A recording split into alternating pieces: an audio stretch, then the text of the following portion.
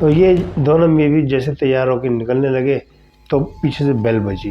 तो इंटरकॉम पे जब फ़ोन उठाया उन्होंने कि बोले कौन? अरे बाहर मत निकलना। एक खातून की आवाज़ डरी सी। उन्होंने फ़ोन रखा और दरवाज़ा खोला। जैसे दरवाज़ा खोला एक लहीम शहीम बंदा सामने खड़ा हुआ और चेहरे पे उसकी बड़ी सख्ती, ऐसा लगा जैसे कोई फ़ौज का बंदा हो। उसने धक्का दिया उसको, कहले तुझे कहा ना बाहर नहीं निकलना, फिर क्यों जा रहा है बाहर? अस्सलाम वालेकुम वरहमतुल्लाहि वबरकातुहू। प्रोफेसर शमसुल हसन एक मरतबा फिर जिन सीरीज़ में एक नए एपिसोड के साथ आपकी खिदमत में हाजिर है। आज की जो कहानी मुझे मौसूल हुई है वो एक बड़ी अछूती कहानी है। दरअसल एक डायरी किसी के पास ऐसे ज़राए से मिली, उनकी पर्सनल डायरी नहीं थी, किसी और की डायरी थी, वो उस दुनिया में मौजूद नहीं थे। उस डायरी के बकौल जो वो कहानी उसके अंदर पोशीदा थी वो उन्होंने गोशगुजार की हमें। और जनाब अली उसमें एक जोड़े का ज़िक्र था जो हनीमून की गर्ज से किसी ऐसे इलाके में जाता है जो जहाँ पर जैसे मरी का गान, बिशाम की तरफ जो पहाड़ी इलाके हैं साइड में, यानी वो ऐसा इलाका है जहाँ लैंड स्लाइडिंग आम तौर पे होती रहती है। तो शाहरा रेशम का जितना इलाका है वो यहाँ पाकिस्तान से चीन तक वो सारा लैंड स्लाइडिंग से आम तौर पे ख़तरे की ज़द में रहता है वो। तो वो जोड़ा जनाब अली उसी इलाके में कहीं हनीमून के लिए जा रहा था। रास्ते में एक जगह देखा उन्होंने कि काफ़ी ट्रैफिक रुका हुआ है और वो काफ़ी सफ़र आगे कर चुके थे। जबकि जब उन्होंने देखा ट्रैफिक रुका हुआ, किसी से मालूम किया भाई क्या हुआ, आगे क्या मसला है, तो उन्होंने बताया कि भाई ये लैंड स्लाइडिंग हुई है और बड़ी ज़बरदस्त लैंड स्लाइडिंग हुई है। अब उन साहब के पीछे भी ट्रैफिक आगे इकट्ठा हो चुका था और आगे तो बंद था सारा रास्ता। अब वो परेशान कि भी क्या करें। उन्होंने अपनी नई नवेली बेगम से पूछा कि भाई क्या किया जाए। नौशीन उनकी ज़ौजा का नाम था। तो असलम बता खुद ये कह लेंगे भी और बताया मुझे क्या किया जाए। ऐसा करते हैं, आ तो गए ये, और ये बकौल इन लोगों की कम से कम 1 से 2 दिन लग जाएंगे रास्ता क्लियर होने में। तो वो ट्रैफिक चूँकि इतना आगे इकट्ठा हो जाता है कि उसमें से वो जो लैंड स्लाइडिंग का जो कचरा होता है वो उसको हटाने में वहाँ से ठीक ठाक टाइम लग जाता है। और बस ये इस मजबूरी की बिना पर इन्होंने क्या किया, आहिस्ता आहिस्ता ये वापस मुड़े। 2-3 फरलांग पीछे गए और उसके बाद जनाब एक जगह उन्होंने देखा, एक होटल हल्का सा नीम तारीकी में, लेकिन बड़ा खुशनुमा लग रहा था। कुछ थोड़ी सी लाइट वाइट जली हुई थी दिन के वक्त भी, क्योंकि अंधेरे का समा था। क्योंकि वहाँ पर मौसम आमतौर पर बहुत ज़्यादा खुशगवार रहता है, क्लाउडी ज़्यादा होता है वहाँ का मौसम। जब वो वहाँ पहुँचे तो उन्होंने 2 दिन के लिए उनसे कहा कि हम 2 दिन या 3 दिन यहाँ पर मतलब रहना चाहते हैं, तो हमें कमरा चाहिए। तो बड़ी अच्छी तरह उससे उनको मतलब रिसीव किया गया और फिर एक कमरा उनको दे दिया गया 2nd फ्लोर पे। और उस कमरे में उनको भेजा गया। तो ये जब दोनों मतलब मियाँ बीवी जब वहाँ पहुँचे तो ज़ाहिर-सी बात है थके हुए थे। सबसे पहले उन्होंने थोड़ा आराम किया। आराम करने के बाद उन्होंने कहा कि ऐसा करते हैं, शावर ले लेते हैं, उसके बाद चलते हैं। कहले ठीक है। कहे मोहतरमा आप पहले आइए, आप लोग लेडीज़ ज़रा देर लगाती इन मामलात में, क्योंकि आपने मेकअप भी करना होगा बाद में। तो वो मुस्कुराती हुई चली गई अंदर। अब वहाँ गई तो वहाँ देखा उनके ना वो साबुन है, ना शैम्पू, ना तौलिया, कोई भी मैंने टॉयलेटरीज़ वगैरह कुछ भी नहीं थी। इन्होंने इनको आवाज़ दी, असलम। कहले क्या हुआ? कहले भई यार यहाँ तो कुछ भी नहीं है। कहले अच्छा मैं ज़रा मँगवाता हूँ। उन्होंने क्या किया, इंटरकॉम उठाया, इंटरकॉम काम नहीं कर रहा था। तो वो झुँझला गए कि नहीं यार ये अजीब लोग हैं। ये तमाम चीज़ें तो पहले से रखनी चाहिए। जब रूम किराए पे देता है बंदा तो लाज़मी ये चीज़ें होनी चाहिए। जबकि किराया भी इन लोगों ने आम नॉर्मल किरायों से ज़्यादा लिया था। अब इनकी जो नज़र पर नीचे पड़ी, देखा तो इनका जनाब अली टेलीफ़ोन का तार निकला हुआ था। और बड़े हैरान हुए कि यार इंटरकॉम का तार निकालने का क्या मतलब तुक बनता है? ये तो लगा होना चाहिए। अब कोई अनजान आदमी इसको नज़र नहीं पड़ेगा तो परेशान हो जाएगा। नीचे जाके फिर लाना पड़ेगा सारा सामान कह के। तो यार ये तो अच्छी बात नहीं, सर्विस अच्छी नहीं इन लोगों की। वो ये सोचते हुए उन्होंने फ़ोन किया और गर्म मिजाजी से उनका जैसे उन्होंने कहा ना हेलो दूसरी तरफ से, इन्होंने खरी-खरी सुना दी। कहने अजीब लोग हो यार आप लोग, किराए के नाम पे हम लोग इतना सारा ज़्यादा किराया लेते हो और टॉयलेटरीज़ के नाम पे कुछ भी नहीं वहाँ पर, है ना? और फ़ोन का तार यानी जो इंटरकॉम का तार है वो तुम निकाल के रखते हो। ये कैसी सर्विस है आप लोग की यार? ऐसा तो नहीं होना चाहिए। कहने माज़रत चाहते सर, आप अभी मैं भिजवाता हूँ। अब वो तकरीबन कोई 15-20 मिनट गुजर गए, इनसे सब्र नहीं हुआ, कहना यार अजीब लोग हैं, अभी तक नहीं आए, कैसे लोग हैं। इन्होंने दोबारा गर्म होकर फ़ोन किया और बोले यार क्या बात है, आप लोग कैसी सर्विस है यार, अभी तक इतनी देर हो गई, 15-20 मिनट हो गए मुझे कहे हुए और टॉयलेट्रीज अभी तक नहीं पहुंची। कह रहे सर टॉयलेट्रीज तो मतलब हमने फ़ौरन भेज दी थी, यहाँ आपने फ़ोन रखा था उसके 2 या 3 मिनट के बाद टॉयलेट्रीज हमने पहुंचा दी थी, आप चेक करें। कह रहे यार कोई भी नहीं आया यहाँ पर। कह रहे सर देख तो लीजिए आप। उसने वाइफ को इशारा किया तो वाइफ ने जाके देखा तो टॉयलेट्रीज सारी मौजूद। उसने कहा कि हाँ रखी हुई, इशारे से बताया। ये बड़ा हैरान हुआ। वह इंटरकॉम बंद करके जैसे ही वो देखा तो वाकई अपनी आंखों से जब देखा तो उनको बड़ा हैरानगी हुई दोनों मियाँ बीवी को कि यार ये हम तो यहीं बैठे में, यहाँ तो कोई आया ही नहीं है हमारे सामने, टॉयलेट्रीज कैसे आ गई। अच्छा जब इन्होंने फर्स्ट टाइम इंटरकॉम पे जब फ़ोन करने की कोशिश की, जब इनका तार नहीं लगा हुआ था तो इनको अजीब-अजीब सी आवाज़ें आई, जैसे मतलब कोई गहरे-गहरे साँस ले रहा है, बाकी कोई आवाज़ नहीं आ रही, यानी बोलने वाला बोल नहीं रहा था। तो ये 2 चीज़ें इनको बड़ी अजीब सी लगी कि यार कोई आया नहीं यहाँ पर, टॉयलेट्रीज़ आ गई और वहाँ बगैर तार के साँसों की आवाज़ आ रही है, फ़ोन किसी कोई नहीं कर रहा, ना वसूल कर रहा है, जबकि वायर जो सा निकला हुआ था कनेक्शन उसका। तो ये दोनों चीज़ें सोचते रहे, इन्होंने ज़्यादा तवज्जो नहीं दी इन्होंने। बहरहाल अब ये जनाब इन्होंने बोला यार मूड इनका ख़राब हो गया, बाहर जाने के बजाय ऐसा करते हैं खाना-वाना खाते हैं, खाने का ऑर्डर देते हैं, आराम करते हैं, उसके बाद कल देखेंगे सुबह-सुबह। अब इन्होंने क्या किया, दोबारा इन्होंने फ़ोन किया, तो इंटरकॉम से जब उनको कॉल की कि भई ये ऐसे-ऐसे मुझे खाना चाहिए, हम लोग को आप कमरे में खाना भिजवा दें। तो वहाँ से आवाज़ आई कि जनाब ऐसा है कि हम इसके बाद यानी 8 बजे के बाद हम आमतौर पे खाना होटलों के कमरों में नहीं पहुँचाते, आपको किचन में आना पड़ेगा। तो अब उन्होंने मियाँ-बीवी ने एक-दूसरे को देखा, कहा कोई मसला नहीं, हम तो 2 ही तो बंदे हैं, चले जाएँगे, ठीक है इट्स ओके। कह रहे चलो ठीक है हम आते हैं। उन्होंने ऑर्डर कर दिया खाना। अब जनाब ये किचन में जब गए तो बड़ा वीआईपी किचन बना हुआ था और साइड में बड़ा मतलब डिनर डाइनिंग टेबल लगा था, बड़ा खूबसूरत अंदाज़ में, बड़ा रोमांटिक अंदाज़ में उनका एक सेटअप बनाया हुआ था। या मियाँ-बीवी बैठे, तो वो शेफ़ जो है सब चोरी-चोरी निगाहों से इनको देख रहा था वहाँ सामने से।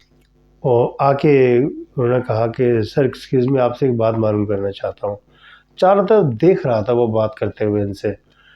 तो वो कह हाँ बोलो क्या बात है? कह रहे सर आप कौन से रूम में ठहरे हुए? तो उसने बताया कि 555 में मैं ठहरा हूँ, खैरियत? कह रहे सर 555 जो सेकंड फ्लोर पे है। कह रहे जी। तो कैलकुलेशन के हिसाब से 555 जो 5th फ्लोर पर होना चाहिए, लेकिन वहाँ तो टोटल 2 से 3 फ्लोर ही थे। लेकिन 555 और सेकंड फ्लोर, ये ज़रा अजीब-सी मंतक थी उनकी। लेकिन बहरहाल तो 555 का नाम सुनकर थोड़ा-सा उनके इसके चेहरे पे ना ज़रा वो तफ़र्रुक़ात के आसार नज़र आए। कह रहे क्या बात है, कोई ख़ास बात? कह रहे सर अगर आप माइंड ना करें तो, लेकिन ये कि आप किसी को बताइएगा नहीं, मैं आपको बता तो देता हूँ, लेकिन ना बाज़ औक़ात क्या होता है कि नेकी गले पड़ जाती है। आप वादा करें आप किसी को बताएँगे नहीं मेरा। कह रहे ठीक है मैं वादा करता हूँ, बताएँ क्या बात है? कह रहे सर ये जो कमरा है 555 ये सूट नहीं करेगा आपको, यहाँ पर बुरी रूहों का साया है, तो आप ना काइंडली यहाँ पर नहीं ठहरें। हाँ, चले पॉसिबल नहीं है इस वक़्त, तो ये सुबह में आप अपना कमरा चेंज करवा लीजिएगा। तो वो परेशान, अच्छा उनके ज़हन में फ़ौरन वो बात टॉयलेट्रीज़ वाली आती है कि बगैर किसी के आए गए वो टॉयलेट्रीज़ भी आ गई और सांसों की आवाज़ जो आ रही थी टेलीफ़ोन पे बगैर कनेक्शन के, वो तमाम बातें इन दोनों मियाँ-बीवी के ज़हन में फ़ौरन घूमी। इन्होंने एक-दूसरे की तरफ आँखों में इशारा किया। ये दोनों उसकी बात सुन के फ़ौरन कमरे की तरफ लपके। कमरे की तरफ जब पहुँचे, इन्होंने क्या किया, फटाफट बैग पैक किया। अचानक प्रोग्राम बन गया, नहीं भाई अब हम पागल हैं कि ये ऐसे ख़तरे के माहौल में रहें, अभी तो टाइम है, हम जाके बाहर कोई और होटल का इंतज़ाम कर लेते हैं। और जनाब फ़ौरन फटाफट निकले बाहर और रिसेप्शन से होते हुए उन्होंने सब चाबी-शाबी इनसे दे दी, किराया तो दे चुके थे वो, चाबी इनको वापस करके पलट के जाने लगे मेन दरवाज़े की तरफ जनाब। तो वहाँ पर पता लगा मेन दरवाज़ा अंदर से तो बंद है और उसके अंदर एक शटर सिस्टम किया हुआ था उन्होंने। तो काँच के दरवाज़े के अंदर शटर सिस्टम, तो उन्होंने ताकि बाहर का नज़ारा अंदर नज़र ना आए, अंदर का नज़ारा बाहर नज़र ना आए। शटर के अंदर लॉक करके जनाब एक वहाँ पर बैठा हुआ बावर्दी किस्म का मतलब वो चौकीदार, और बड़ा रोब दबदबा उसके चेहरे से ज़ाहिर हो रहा था। तो उन्होंने कहा कि जनाब शटर उठाइए, हमने बाहर जाना है। कह सर शटर तो नहीं उठ सकता, 9 बजे के बाद किसी भी हालत में आप बाहर नहीं जा सकते, कुछ भी हो जाए, अब आप सुबह ही जा सकते हैं, इस वक्त नहीं जा सकते। कह भाई क्यों, पाबंदी है क्या, हम क्यों नहीं जा सकते बाहर?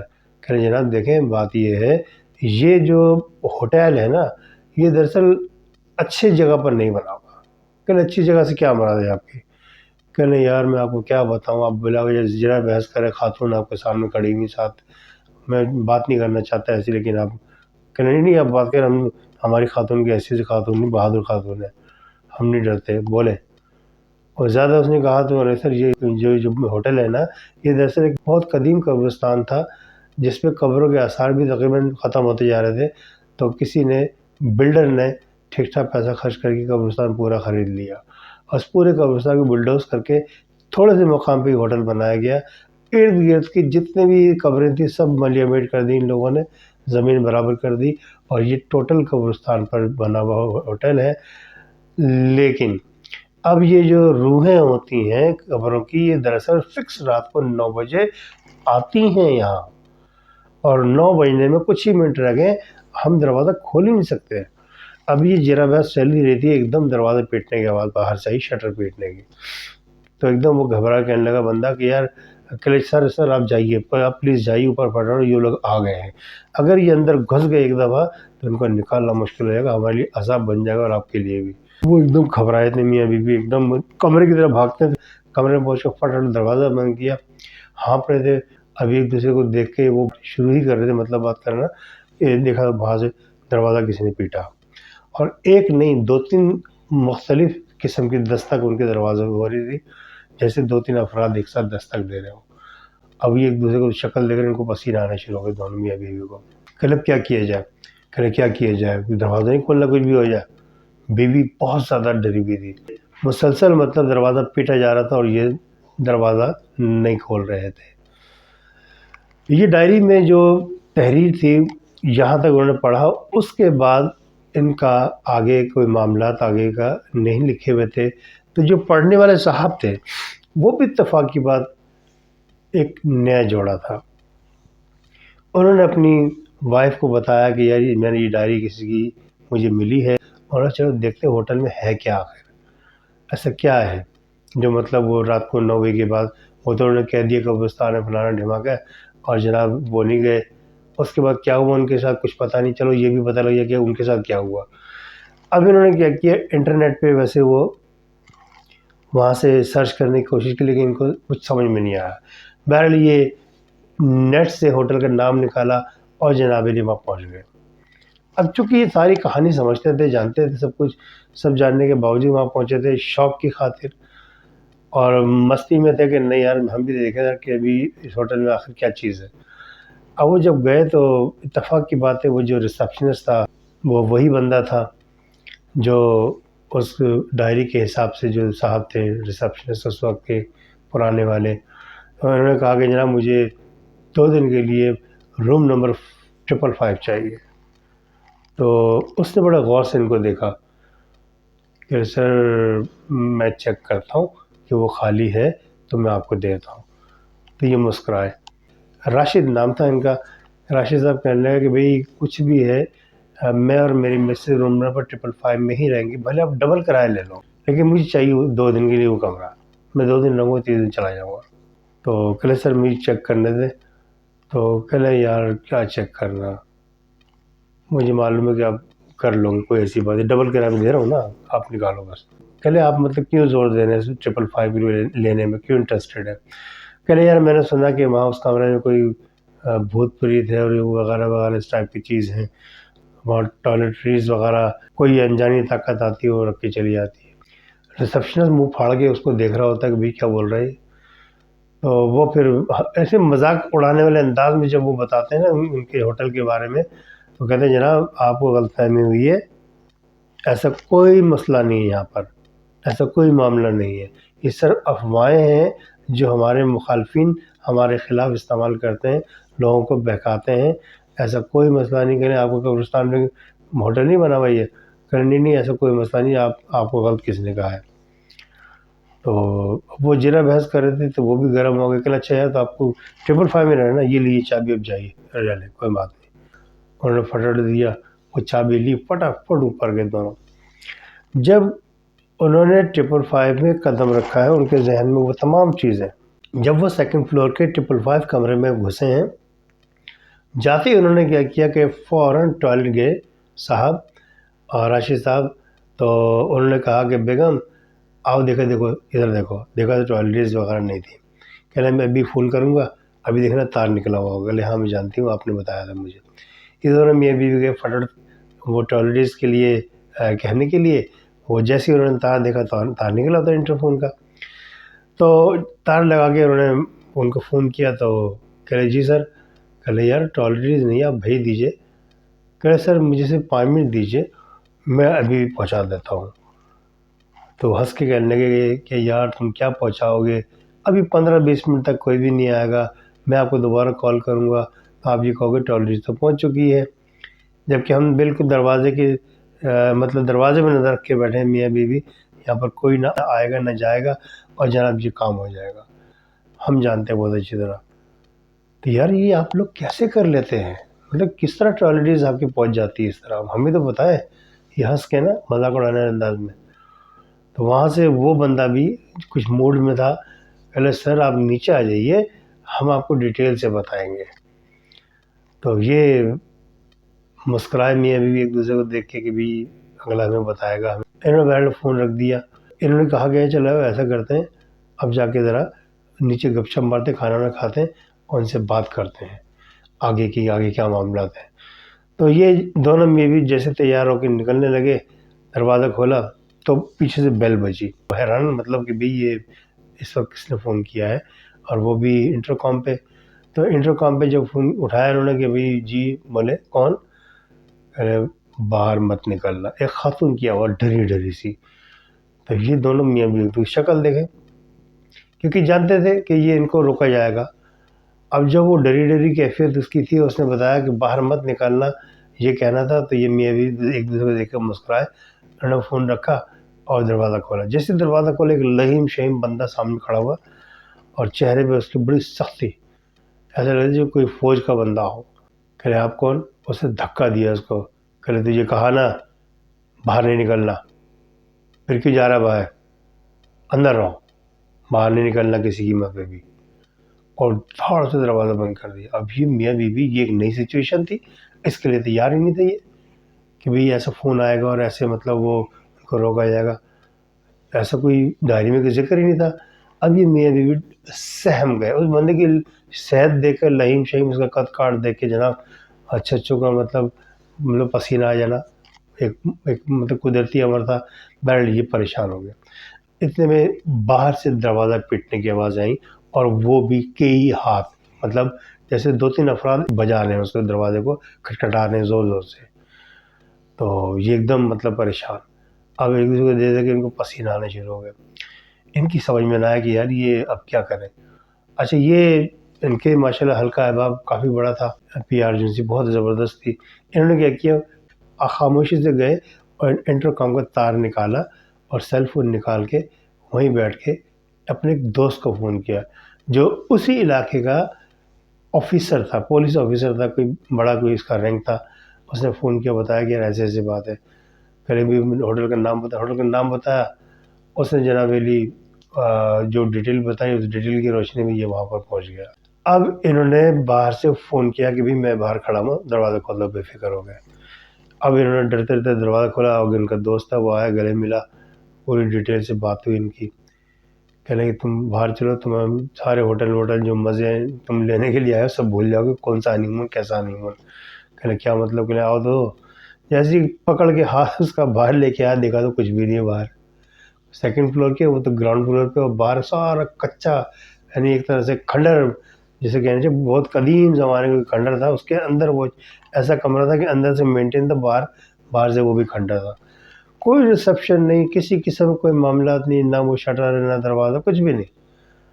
वही हैरान परेशान, इसके तो पसीने दोनों ये भी आ रहे, के यार ये मतलब कह रहे बस ये सारी हवाई बातें हैं। ये कह रहे तुम वाहिद बंदे हो, वाहिद बंदे, तुमने अक्ल से काम लिया, मुझे फ़ोन कर दिया, मैं आ गया और आपको निकाल दिया जिंदा सलामत। अदरवाइज़ यहाँ 22-24 जोड़े गायब हो चुके हैं। लेकिन आपकी किस्मत अच्छी है, आपने फ़ोन किया और इस तरह मेरी मुलाकात हो गई आपसे। तो फिर इनकी मतलब जो डायरी थी उस पे उन्होंने तहरीर किया उसी डायरी पे कि हम उसकी खोज में निकले थे और ख़ुद फँस गए और अल्लाह करके वहाँ से निकले और ये हमारा एंड हुआ वहाँ स्टोरी का। हनीमून पे वो भी गए थे, हनीमून पे हम भी गए थे। उनका हनीमून पता नहीं कहाँ गए वो लोग। मैंने इंटरनेट पे बहुत तलाश किया तो पता लगा कि गुमनाम। हाँ, उनका अखबारों में ज़िक्र आया था कि ऐसे-ऐसे कोई होटल है वहाँ पर जो नज़र नहीं आता और ऐसे-ऐसे वहाँ पर 24-25 अफराद यानी जोड़े गए हैं वहाँ पर और जनाब अली गायब हो गए। ये खबर सुनी उनको उस आर्टिकल का ज़िक्र इसने उस डायरी में भी किया। तो ये जनाब आज की कहानी थी। तो बहुत सारी जगह ऐसी होती हैं कि जब इंसान मतलब जब ज़मीन कम पड़ जाती है तो लोग जाने-अनजाने में सस्ती ज़मीन के चक्कर में कब्रिस्तान ख़रीद लेते हैं और वहाँ पर अपने जो भी उनकी ज़रूरियात की चीज़ें होती हैं, फ्लैट्स बना लेते हैं, रिज़ॉर्ट्स बना लेते हैं जनाब अली और पार्क बना लेते हैं। पब्लिक पॉइंट जो बनते हैं वहाँ पर फिर बेशुमार ऐसे ही मसले सामने आते हैं। तो एहतियात किया करें कि कोई बड़ी ज़मीन लेते वक़्त ये अच्छी तरह कन्फर्म कर लिया करें कि ऐसी जगह हम तो नहीं फँसने जा रहे जहाँ पर वो लोग होटल बना के बैठ गए थे और लोगों को धोखा दे के पैसे ऐंठ रहे थे। एनीवे, ये आज की कहानी थी जनाब। मुझे उम्मीद है कि आप लोगों को पसंद आई होगी। नए व्यूअर्स से तमाश है कि मेरे चैनल को सब्सक्राइब करें, वीडियोज़ को लाइक भी करें, प्लीज़ शेयर करें और कमेंट्स में मुझे बताइए कि उनको ये कहानी कैसी लगी। तो आपकी जो कमेंट्स है, आपकी जो राय है वो बहुत इम्पोर्टेंट है। इसके साथ ही प्रोफ़ेसर शम्सुल हसन को इजाज़त दीजिए। अस्सलाम वालेकुम वरहमतुल्लाहि वबरकातुहू।